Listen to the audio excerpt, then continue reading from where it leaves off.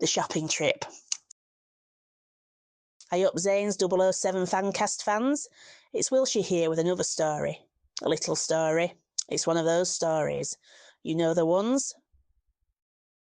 Hello, James. Hello, Miss Cashquid.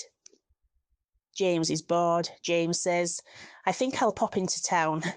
Miss Cashquid looks up from her knitting. She gives James the look. Just a little mooch round the shops, he adds. A mooch, is it? Says Miss Cashquid. Well, don't spend too much money and make sure your dicky bow is straight. James nods. James puts on his tuxedo and off he goes for the bus. James sees a market stall. It is a fruit and veg stall. The lady behind the stall is peeling a banana. She smiles at James. She says, Would you like to try a taste of my ripe melons? James says, Oh, yes, please.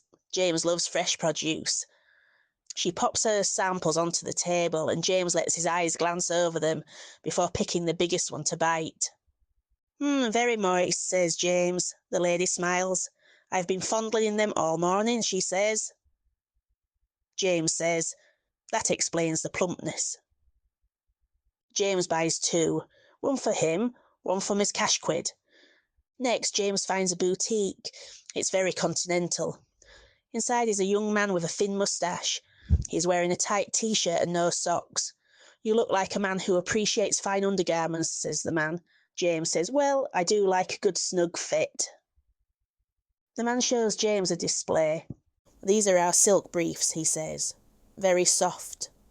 Very supportive. I must try a pair on, says James. James disappears into the fitting room. There is some grunting, some rustling, and they're a bit baggy and riding up a bit, says James. Not to worry, says the man. Would you like to try out an enhancer? It fits down the front for a tighter fit. No, thank you, says James. I'll just take an extra pair of socks too, please, to try at home. James now feels peckish. He walks into a new cafe. It is called The Saucy Bun. A waiter comes over. He is carrying a tray and winks at James. Would you like something big and hot? He says. James says, Do you still sell foot-long hot dogs? He brings it over. It is enormous. Would you like any relish? Says the man. We have a new creamy one. Oh, yes, please, says James. Ooh, that's filled me up, he says, licking his lips. James walks home full and satisfied. He has bought melons, tight briefs, and socks. Miss Cashquid is waiting. She raises an eyebrow. How was your trip, James? Did anything interesting happen? Well, says James, I had a nibble on a pair of ripe, juicy melons.